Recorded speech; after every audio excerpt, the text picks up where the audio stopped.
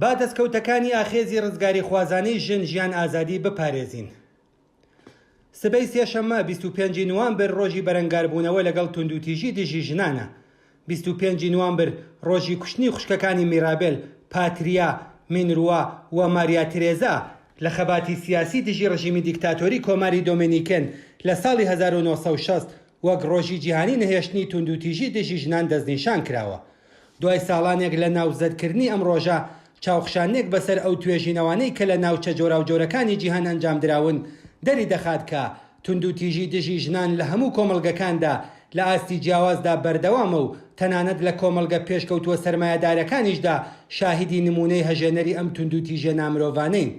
لە ئێران گەلێک توێژینەوە لەلایەن ژنانی پێشڕە و پیاوانی ئازادی خواز و یەکسانی خوازەوە لەسەر ڕەهەندە هەژێنەرەکانی توندوتیژی دژی ژنان ئەنجام دراون، بەڵام سەرچاوە فەرمیەکان بڵاوکردنەوەی ئەنجامەکانیان قەدەغە کردووە. دوایین ئاماری فەرمی لەم بوارەدا پەیوەندی بە توێژینەوەیەکەوە هەیە کە ساڵی 1383 ئەنجام دراوە و لە وەزارەتی ناوخۆ تۆمار کراوە. بەپێی ئەم توێژینەوەیە 66% ژنانی ئێران بە شێوەیەکی سیستەماتیک لەگەڵ توندوتیژی بەرەو ڕوودەبنەوە. دژایەتی لەگەڵ ژنان لە ئێرانی ژێردەسەڵاتی ڕژیمی ئیسلامی و دوای شۆڕشی 1357 بە سەپاندنی حجابی ناچاری و سەرکوتکردنی ژنان و زەوتکردنی ئازادی جلوبەرگ دەستی پێکرد. ڕژیمی تازە بەدەسەڵات گەیشتووی ئیسلامی لە ساڵەکانی سەرەتای هاتنە سەرکاریەوە بە خێرایی هەموو بوارەکانی ژیانی ژنانی تێپەڕاند و بە توندکردنەوەی هەموو جۆرەکانی ستەم و سەرکوت لە دژی ژنان هەر لە توندوتیژی بنەماڵەیی و هاوسەرگیری منداڵیەوە بگرا تا کوشتن بە بیانووی شەرەف و تێزاب پژاندن بەسەر ژنانی ئاسادی خواز و هێتت لە ئاستێکی بەربڵاودا درێژەی پێدا.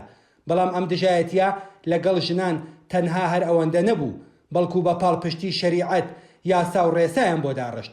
بەم جۆرە توندوتیژی دژی ژنان بەکردەوە بوو بە کردارێکی تاوانکارانەی دەوڵەتی. کاتێک توندوتیژی دژی ژنان تەنانەت لە یاسا و ڕێسا فەرمیەکانی وڵاتدا جێگیر دەکرێت، ژنان لەم بوارەدا ناتوانن بە هیچ شتێک جگە لە هێز و خۆراگری خۆیان پشتەستور بن. ئەم دژایەتیە لەگەڵ ژنان ساڵی 1401 لە سەردەمی شۆڕشی ژینادا بە دروشمی ژن ژیان ئازادی لەلایەن ژنان و پیاوانی ئازادی خواز و یەکسانی خوازەوە لە کوردستان و لە سەرتاسەری ئێران لەگەڵ ئاڵنگاری بەرەوڕوو بووەوە. بەڵام ئەو قۆناغا هاوکات دڕندەی و سروشتی دژە ژنبوونی ڕژیمی ئیسلامیشی زیاتر ئاشکرا کرد. کوشتن و تیرۆرکردنی کچان لە شەقامەکان، دەست بەسەرکردنی بە کۆمەڵ، کەڵک وەرگرتن لە ئامرازی لە مێژینەی دەست درێژی و توندوتیژی ڕێکخراو لە نێو زیندانەکان، ژەهراویکردنی قوتابخانە و بەناو بەشە ناوخۆیەکانی کچان، هەموو ئەمانە لە زومرەی ئەو ڕێوشوێنە جنایەتکارانە بوون کە لەو ماوەیەدا بە شێوەیەکی بەربڵاو لە دژی بزوتنەوە مافخوازانەکەی ژنانی ئێران بەکارهێنران. لە ماوەی ئەو 3 ساڵەی کە بەسەر شۆڕشی ژینادا تێپەر دەبێت، دەسەڵاتدارانی کۆماری ئیسلامی هەوڵیان داوە بە جێبەجێکردنی پرۆژە یاسای حجاب، تەرحی نور و بەکارهێنانی سەزاکانی وەک غەرامەی قورس، دەست بە سەرداگرتنی ماڵ و مڵک و هتت بەرەوڕووی ئەو ژنانە ببنەوە کە مل بە حجابی زۆرم لێ نادەن. ژنانی ئازادی خواز بە توور هەڵدانی حجابی زۆرم لێ لە شەقام و شوێنە گشتیەکاندا وەڵامی هەموو ئەو تەرح و گەڵاڵە ڕەنگا و ڕەنگانەیان داوەتەوە. ئەمڕۆ ئەتوانین بەڕوونی ئەوە بڵێن کە ژنانی ئازادی خواز لەم بوارەدا سەرکەوتنیان بەدەستهێناوە و ڕژیمی ئیسلامی تووشی شکست و داماوی بووە. ئەزمموی بزوتنەوەی شۆڕشگێڕانەی ژینە زۆر بەڕوونی نیشانیدا کە تەنها خەبات و هاوپشتی جیهانی ژنان و پیاوانی ئازادی خواز و یەکسانی خواز دەتوانێت بە نەهێشتنی فەرهەنگی کۆنی پیاوسالاری و توندوتیژی پێکهاتەیی لە بوارە جۆراوجۆرەکاندا لەوانە سیاسی، ئابووری، فەرهەنگی و کۆمەڵایەتی پەیوەندە نایەکسانەکانی دەسەڵات تێک بشکێنێت و خەبات و تێکۆشان لە پێناو یەکسانی نێوان ژنان و پیاوان بە ئاکام بگەێنێت.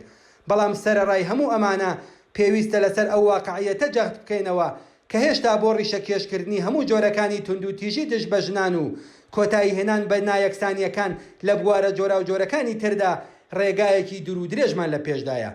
بێگومان سەردەمی چەوسانەوە و ستەم لەسەر ژنانیش کۆتایی دێت و سەرنجام بە ئازادی و ڕزگاری دەگەین و سبەی ڕۆژ مرۆڤایەتی شەرمەزاری ئەو سەردەمە دەبێت کە بەو شێوەیە نیوەی جەستەی کۆمەڵایەتی خۆی چەوساندووەتەوە.